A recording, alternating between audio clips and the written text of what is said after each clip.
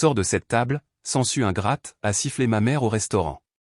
Alors étouffe sans un sou de ma part, ai-je dit froidement, mettant fin à 18 940 $ de soutien discret et partant pour toujours. Je m'appelle Steven. J'ai 31 ans. Je travaille dans le marketing et je vis seul.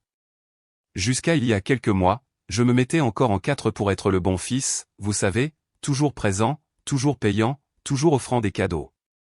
J'étais le gars fiable, celui qui ne disait pas grand-chose, celui qui était tenu pour acquis. Et honnêtement, je pensais peut-être qu'en faisant tout ça, je finirais par gagner une vraie place dans la famille, mais il s'avère que ce n'était même pas suffisant pour avoir une place assise convenable. Tout a commencé avec un message de ma mère il y a 2 semaines, dîner de famille le 15, habillez-vous bien. C'était tout. Aucune explication, aucune raison pour ce rassemblement, aucun indice que ce serait plus qu'une soirée de plats à emporter ordinaire, comme nous en avions habituellement. Je pensais que c'était peut-être l'anniversaire de quelqu'un ou une petite réunion, mais honnêtement, après des années passées en partie à l'écart, j'étais juste content d'être inclus dans quelque chose. J'ai répondu par un simple « bien sûr », j'ai hâte et je l'ai ajouté à mon calendrier sans trop réfléchir. La veille, j'ai envoyé un texto pour demander si je devais apporter quelque chose. Pas de réponse. Le lendemain matin, j'ai envoyé un autre message juste pour confirmer l'heure et le lieu. Toujours rien. Finalement, vers 14 h, ma sœur Émilie m'a envoyé un texto, ne t'inquiète pas, viens juste à 19 h, habille-toi bien. Alors je l'ai fait. J'ai mis une veste de costume, un pantalon de ville, je me suis même rasé.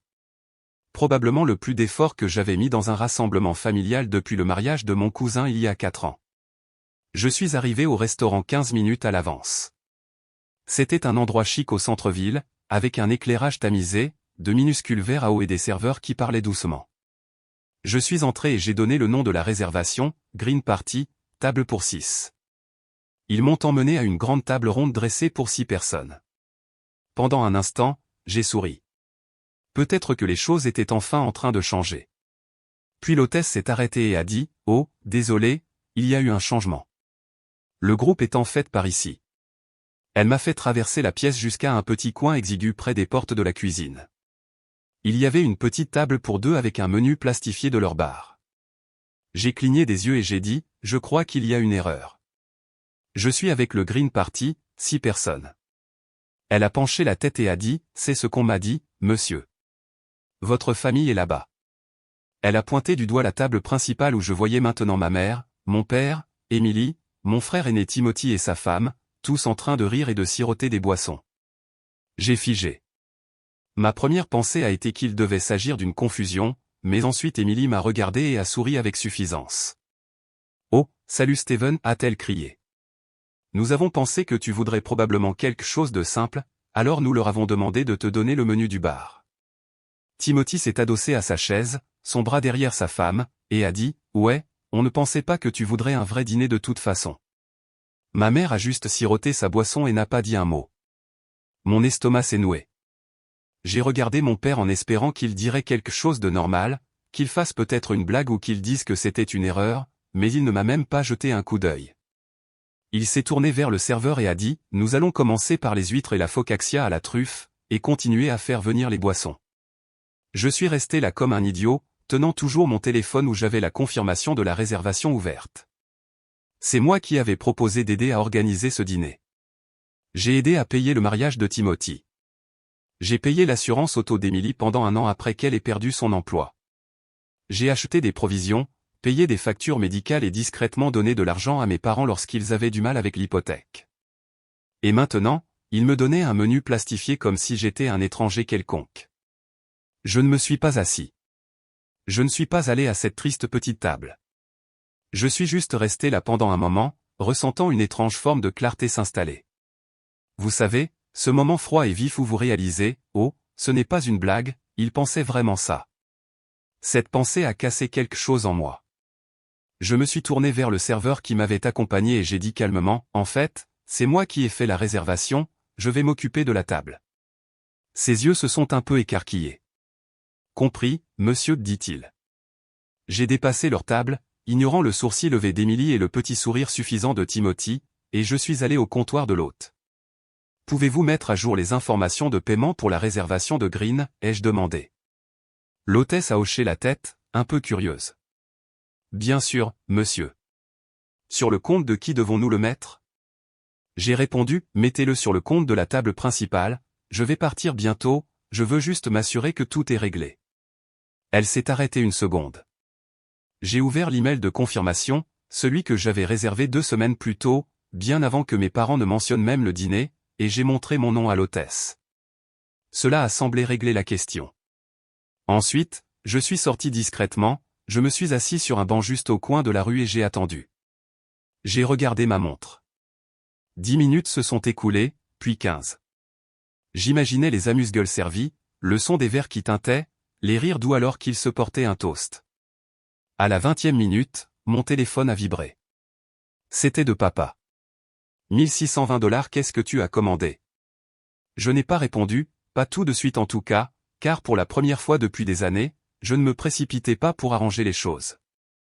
Je n'étais pas le plan de secours. Je n'étais pas leur paillasson. Je suis juste resté assis là à écouter dans mon esprit ce repas coûteux devenir leur problème, et je n'ai pas levé le petit doigt. J'ai regardé l'écran de mon téléphone alors que les textos en colère arrivaient, l'un après l'autre. D'abord, c'était de papa encore. Sérieusement, ce n'est pas drôle, arrange ça tout de suite. Tu as fait la réservation, tu dois t'en occuper. Puis est arrivé un d'Emily, qu'est-ce qui ne va pas chez toi? Tu nous as embarrassés devant tout le monde. Timothy, fidèle à lui-même, a juste envoyé un emoji pouce levé avec les mots « Steven classique, toujours la victime ». J'aurais dû être contrarié. J'aurais dû marcher en rond dehors en remettant tout en question, comme j'avais l'habitude de le faire, mais au lieu de cela, je me suis penché en arrière, j'ai laissé l'air frais de la nuit frapper mon visage, et j'ai juste respiré, calmement, régulièrement, librement. Parce que ce dîner n'était pas la première fois qu'il me traitait mal. C'était juste la première fois qu'il le faisait si ouvertement, au grand jour. En grandissant, j'étais le gars facile. Emily était l'enfant chéri, amical, populaire, toujours loué pour être bien organisé. Timothy était l'aîné, celui qui a obtenu une bourse complète pour l'université, et même s'il continuait à quitter des emplois et traitait les gens comme s'il était meilleur qu'eux, maman et papa agissaient toujours comme s'ils ne pouvaient rien faire de mal. Moi? J'étais celui qui aurait dû faire plus d'efforts, qui avait choisi la mauvaise spécialité, qui mettait les gens mal à l'aise juste par sa façon de parler. Quand j'ai obtenu mon emploi dans le marketing, ils ont dit que ça avait l'air mou. Quand j'ai acheté ma première voiture, ils ont plaisanté en disant que c'était bien pour un débutant. J'ai remboursé mes prêts étudiants en entier avant l'un ou l'autre, mais ils me traitaient toujours comme si je n'avais pas ma place. Et pourtant, je suis resté. Je suis rentré à la maison chaque Thanksgiving. J'ai envoyé des cadeaux d'anniversaire même quand ils ont oublié le mien. J'ai payé des choses que je n'avais aucune raison de couvrir. Pourquoi? Parce qu'au fond de moi, une partie de moi croyait que si je continuais à me présenter, ils finiraient par me traiter comme un membre de la famille, pas seulement quelqu'un de leur famille, mais quelqu'un qui comptait pour eux. Mais cette nuit-là, dans ce restaurant hors de prix, j'ai réalisé quelque chose. Je ne me tenais pas dehors en regardant à l'intérieur. J'étais la fenêtre. C'était eux qui riaient en s'appuyant contre la vitre. J'étais la chute, le plan de secours, celui qui livrait toujours même quand il ne donnait rien en retour. Alors je ne suis pas rentré à l'intérieur. Je les ai laissés finir leur repas et pendant que j'étais assis sur ce banc à profiter tranquillement du chaos que j'avais permis de se produire, j'ai pris une décision, j'en avais fini de jouer ce rôle. Le lendemain matin, je me suis réveillé avec cet appel manqué, 4 de papa, 2 d'Emily, 1 de ma mère. Celui-là m'a surpris, elle n'appelle presque jamais. J'ai écouté le message vocal en m'attendant à quelque chose d'exagéré, mais c'était calme, faussement calme. Steven, appelle-moi quand tu auras ce message. Écoute, je sais que le dîner n'était pas idéal, mais tu n'étais pas obligé de faire une scène. Ton père est très contrarié, nous le sommes tous. Et le restaurant dit que c'est toi qui as fait la réservation, ils disent que les frais sont définitifs. Je ne comprends pas pourquoi tu ferais une chose pareille, nous essayons de te donner de l'espace de toute façon. S'il te plaît, appelle-moi. Essayez de me donner de l'espace? Cette partie m'a fait rire. Je ne l'ai pas rappelé. Au lieu de cela, j'ai passé la journée à faire de nouveaux types de réservations, à ma banque, à ma compagnie de cartes de crédit et sur tous les comptes que j'avais bêtement liés à eux. L'assurance auto d'Emily, annulée. Les abonnements à la salle de sport et à Netflix de Timothy, ceux que je payais discrètement sans même qu'ils s'en aperçoivent, disparus. Le forfait téléphonique familial, que je gérais encore en tant qu'administrateur, verrouillé et ma carte a été supprimée. Et le plus important, l'Internet domestique de mes parents, le système de sécurité et la couverture de santé supplémentaire, tous liés à mon nom parce que leur crédit n'était pas assez fort quand ils se sont inscrits il y a des années, tout cela a été mis en pause. Pas saboté, pas effacé, juste retiré de mon soutien. Ce soir-là, j'avais une feuille de calcul. Rien d'exagéré, juste une simple liste, une ventilation claire de toutes les choses que j'avais payées, toutes les responsabilités que j'avais discrètement assumées. Je ne leur ai pas envoyé, pas encore. J'ai attendu, et je n'ai pas eu à attendre longtemps. Le lendemain matin, papa a envoyé un texto, tout en majuscule, « Pourquoi l'Internet ne fonctionne pas? As-tu touché au compte ?» 5 minutes plus tard, maman a suivi, elle a envoyé un texto, « Steven, ton père est en train de paniquer à cause du Wi-Fi et des caméras. S'il te plaît, arrange ce que tu as fait. » Puis Émilie, « As-tu annulé mon assurance? Ma carte ne fonctionne pas, un policier m'a arrêté ce matin et j'ai dû lui montrer des captures d'écran. » Et enfin, Timothy, qui n'envoie jamais de texto à moins qu'il ne veuille quelque chose, a envoyé un message, « Tu as ruiné Netflix et la salle de sport, tu as 12 ans. » À celui-là, j'ai répondu. Je pensais que tu ne voulais pas que le gamou dans ta vie prenne des décisions pour toi? Je suis juste tes souhaits. Le silence qui a suivi? Parfait, comme de la musique. À la fin de la semaine, mon père avait essayé de m'appeler 8 fois. Son dernier message vocal était étonnamment calme. Fils, d'accord, écoute, parlons-en. Nous ne disons pas que tu ne peux pas être contrarié, mais ça, ce n'est pas comme ça que les familles règlent les problèmes. Il m'a fallu toute ma maîtrise de soi pour ne pas éclater de rire, car tout ce que je pouvais penser, c'était, exactement. J'avais passé des années à gérer les choses à leur manière, en restant silencieux, en avalant ma frustration, en laissant leurs blagues, leurs piques et leurs décisions passer pendant que je restais là tranquillement, en essayant toujours d'être le bon. Mais maintenant que je ne jouais plus le jeu, c'était soudainement un problème. Mais je n'étais pas en colère, j'en avais juste fini. Ce dimanche, je suis passé devant la vieille maison familiale, pas pour m'arrêter, pas pour frapper, juste pour me rappeler que je n'avais plus ma place là-bas. J'ai vu la lumière du porche clignoter, quelque chose que j'avais l'habitude de réparer tous les quelques mois parce que papa ne sortait jamais l'échelle. La cour avant était en désordre, attendant probablement que je me présente pour la tondre. Je ne me suis pas arrêté, j'ai juste continué à conduire, car la meilleure partie de tout ça? Ils n'avaient toujours pas réalisé ce que j'avais discrètement mis en place en coulisses, et quand cela les frappera, eh bien, disons que ce dîner à 1620 $ pourrait commencer à ressembler à une bonne affaire. 3 jours après ce désastre de dîner, j'ai entendu frapper à la porte de mon appartement. Je n'attendais personne, certainement pas à 8h47 un mercredi matin alors que je sirotais encore mon café et que je me demandais si je devais commencer à travailler ou simplement regarder des feuilles de calcul et une tranquille appréhension. J'ai regardé à travers le Judas, j'ai pensé que c'était peut-être un voisin qui avait besoin d'aide pour la livraison ou l'un de ces vendeurs qui poussaient des offres de compagnie d'électricité, mais non, c'était ma mère, vêtue de vêtements de bureau comme si elle venait de sortir d'une réunion de l'association parents-professeurs, tenant un sac fourre-tout qui disait vivre, rire, aimer et portant ce visage, ce mélange d'inquiétude et de supériorité, celui que je connaissais trop bien, le regard je ne suis ici que parce que je dois faire preuve de politesse. J'ai ouvert la porte lentement, me préparant déjà. Salut, dit-elle comme si nous n'avions pas échangé un message vocal plein de culpabilité quelques jours plus tôt. Salut, ai-je répondu, d'un ton plat. Elle a regardé derrière moi dans l'appartement comme si elle vérifiait les dégâts ou peut-être en espérant trouver la preuve que j'étais plus mal sans eux. Je ne l'ai pas invité à entrer. Je pensais qu'on pourrait parler en face à face, dit-elle. Je suis resté dans l'embrasure de la porte. À propos de tout ça, le dîner, les factures? Ton père est vraiment contrarié. J'ai hoché la tête. Ouais, ça a l'air dur. Ses lèvres ont légèrement tressailli. Steven, ne sois pas comme ça. Tu sais que ton père n'est pas doué pour montrer ses émotions, il voulait juste que la soirée soit spéciale. En m'asseyant à côté de la cuisine avec un menu à emporter? J'ai incliné la tête. C'était votre version du spécial? Elle est restée silencieuse. Puis elle a ajusté la bandoulière sur son épaule. Tu as toujours été sensible, dit-elle. Voilà, ce mot encore, comme si c'était un problème que je n'avais pas surmonté, comme si vouloir un respect élémentaire signifiait qu'il y avait quelque chose qui n'allait pas chez moi. Tu sais, ai-je dit lentement, être sensible me semble assez normal quand les gens n'arrêtent pas de me rappeler que je ne m'intègre pas vraiment. Elle a inspiré profondément comme si elle se préparait à faire un discours. Je pense que ce qui se passe ici, c'est que tu veux toujours être le centre d'attention, tu prends tout si personnellement. Ce n'était qu'un dîner Steven, un dîner. Que j'ai payé, que j'ai aidé à organiser, auquel je n'étais même pas vraiment invité. Ce n'est pas juste, dit-elle sèchement, puis changea rapidement de ton. Écoute, on ne peut pas juste passer à autre chose. S'il te plaît, annule ce que tu as fait au compte, répare les dégâts. Je me suis appuyé contre le montant de la porte et j'ai croisé les bras. Tu veux que je règle la situation? Elle cligna de nouveau des yeux. Tu sais ce que je dis. Oui.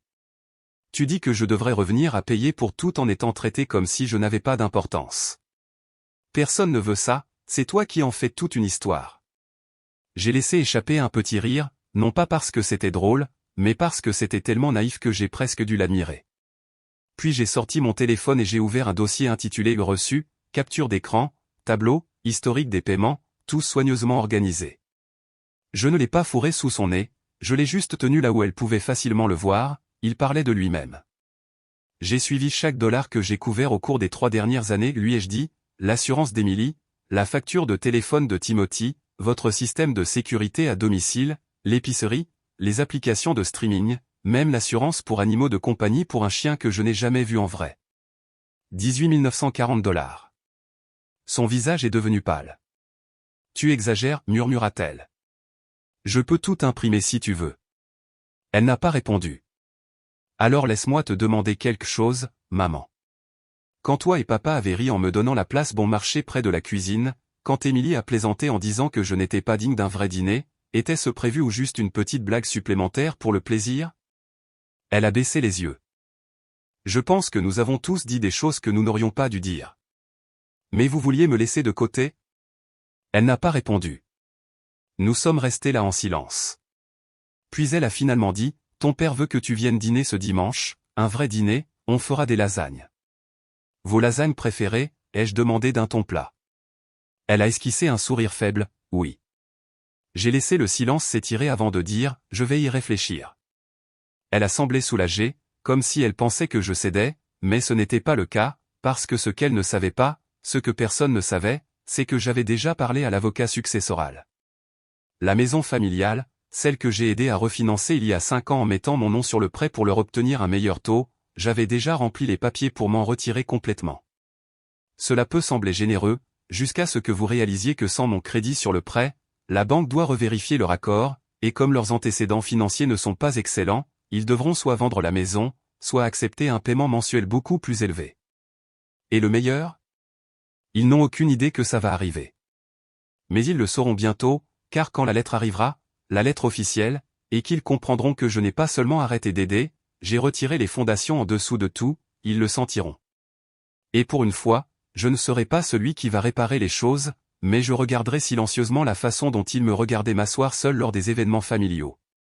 Je ne suis pas allé à ce dîner du dimanche. Au lieu de cela, je suis resté à la maison et j'ai fait des lasagnes dans ma propre cuisine, j'ai écouté mes chansons préférées, pas de remarques acerbes, pas de culpabilisation, juste moi, un verre de vin et le confort tranquille de savoir que j'étais enfin sorti du rôle dans lequel il me gardait. Le lendemain matin, j'ai reçu un appel de Monsieur Justine, l'avocat successoral de la famille. Il a la fin de la soixantaine, parle doucement et m'a toujours rappelé un bibliothécaire qui a en quelque sorte fini avec un diplôme en droit. Nous nous parlions depuis 2 mois, travaillant sur tous les papiers, la maison, l'hypothèque, la copropriété, et surtout, me retirant de tout ça. Il appelait pour m'informer que la livraison était terminée. Vos parents étaient à la maison lorsque l'avis a été remis, dit-il doucement, j'imagine qu'ils vous contacteront bientôt et il avait raison. À 9h17, l'appel téléphonique a commencé. D'abord, c'était le papa, c'est quoi cette lettre? Tu te retires du refinancement? Es-tu fou? As-tu la moindre idée de ce que ça fait à notre hypothèque? Puis un autre de lui, Justine dit que nous devons refinancer sans ton crédit ou vendre la maison. Tu sais que nous ne pourrons plus obtenir le même taux. Tu vas ruiner ta propre famille. Je n'ai pas répondu. À 9h40, maman a laissé un message vocal.